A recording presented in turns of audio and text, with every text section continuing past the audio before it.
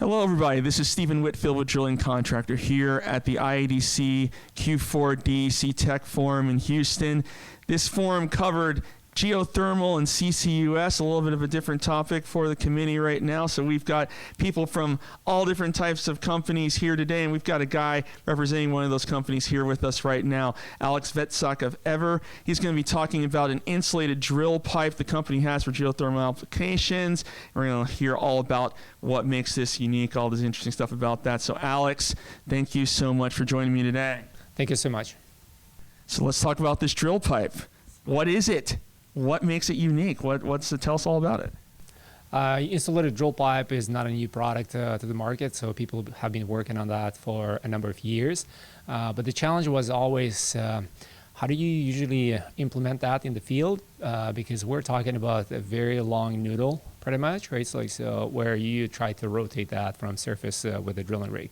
It's made out of metal, so which means that when it goes to the ground, so you would want this drill pipe to be strong and not to fail at any conditions, because the last thing you want is to lose your drill pipe. So when we're talking about insulation specifically, the insulation part is important when you're drilling hot resources. When you're talking about shallow drilling, or call it cold rock drilling, then you don't really need to insulate your drill pipe at all. But in geothermal business, it's all about getting as hot as possible. And we're talking about temperatures downhole exceeding 500 Fahrenheit. And our specific project is aimed at achieving the rock temperature of 750 Fahrenheit. When we're talking about these numbers, it's quite critical to make sure that you have insulation of the drill pipe. Why? Because it is supposed to deliver cold water from surface, or cold drilling fluid from surface all the way down to the downhole tools. So at the bottom you have sensitive electronics, and you don't want to burn them, which means that if your fluid exceeds the temperature limit for those tools, they will fail. If they fail, you will not be able to continue drilling. If you maintain this circulation temperature at the bottom within the limits of those tools, then they will be cooled, of course, while drilling, and that would help you to drill longer and faster. So one of the things that you had brought up with this drill pipe was sort of the importance of modularity. And I know that that's a term, that's a word that we hear a lot with different tools within this industry, within the drilling industry, and in geothermal as well. So what mechanisms do you have sort of in place with this drill pipe that sort of enable that modularity, and why would you say that that modularity is important? You know, the answer to this question would be from the total cost of ownership perspective, because when you're looking at any project, you want to have the reliable but at the same time affordable technology to be deployed. When we're talking about insulated drill pipe specifically, you don't want to have all your drill string insulated from surface to bottom necessarily if you don't need. Why I'm talking about that? So because the baseline for your thermodynamic, call it performance of the drill pipe, would be the circulation temperature at the bottom hole assembly. So your electronics are cooled and they are good to work at, let's say, 250 Fahrenheit. So that's it. So which means that if you can run a combination of insulative or insulation materials in the drill pipe, then you would do that. So because you would want to minimize the cost of the insulated drill pipe in your projects. So in reality, if you don't have to run insulated drill pipe, you see that today in most of applications, drilling applications, then you just run the cheapest pipe you can find, which still is strong and reliable. But when it comes to modularity, So what we're considering as a modular system, for example, your well consists of a cased hole section and then open hole section. Then you may want to run call it a more thermal resistive or thermal resistance at the top in the cased hole, and then in the open hole where the damage to the pipe happens more often, you would want to run call it a more reliable but at the same time robust system in terms of maintenance and the costs for the insulated drill pipe.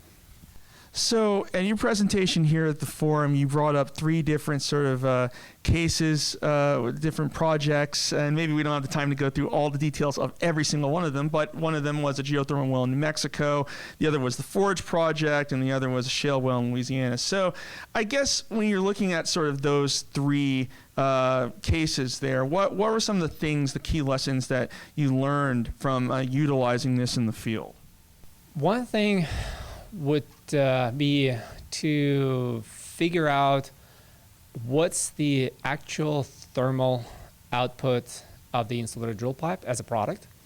You cannot run just a few joints of drill pipe in the non-insulated drill string, call it, to estimate that. So you really need the volume. For that, we did 3 tests in the field over the last 2 years, where we had 20,000 feet, let's say, of drill pipe being fully insulated, or some tests had like partial section of the drill string insulated.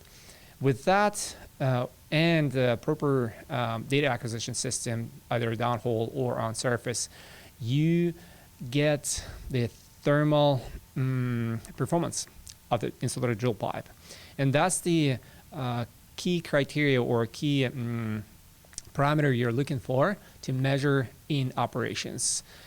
Then the second thing is mechanical integrity, because I mentioned that in the beginning, you don't want your drill pipe to fail because you've got something new in your product or there is something wrong. So this learning cycle or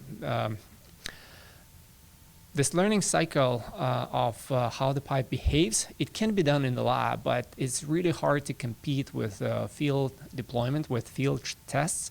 And that's what we did over the last 2 years to make sure that the thermal output matches our expectations and our simulations, as well as the mechanical integrity of the pipe is matching our initial either laboratory or simulation results. And the last point here is that when you have true data set coming from the field, it will be the main offset data point for other players to look into the insulated drill pipe and to say, yes, I can recognize this technology as a reliable and cost-effective technology for us. So my last question kind of goes to another point that you had sort of brought up here at the forum. Now, this product is commercially available, but you had still said even though this thing can still, it works perfectly fine right now, you use it out in the field, it's perfectly fine, but there are still sort of areas that Eavor might be looking at in terms of potentially improving performance of this drill pipe. Can you talk about like some of these areas that you might be looking at? Sure.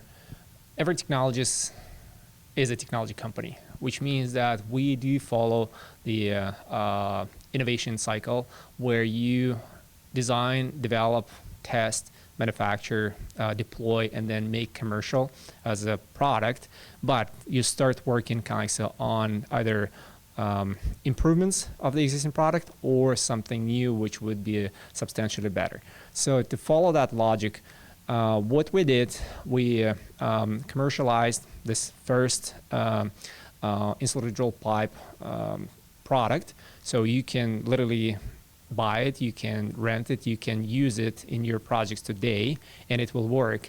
But then the areas of improvement are either to increase the thermal performance of the pipe or decrease the cost of the total cost of ownership of the pipe as an asset. So these are two areas we're working on. So one is to come up with something which would even provide better thermal insulation. And the other part is or drive the cost of the insulator drill pipe as a product down with new technologies.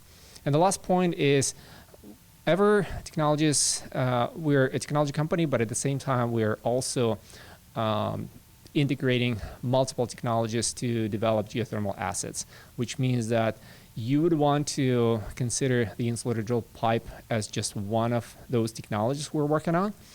And we can always optimize the overall system design to make sure that you can improve the overall performance of the system using a single technology or a product. Well, Alex, thank you so much for telling us a little bit about this drill pipe. I guess, as geothermal becomes more and more of the thing in the world of drilling, trying to find those tools that help companies sort of develop it at scale, it's going to be very fascinating to see. So it's interesting to hear about this drill pipe. Thank you so much. Thank you so much. And thank you for visiting Drilling Contractor.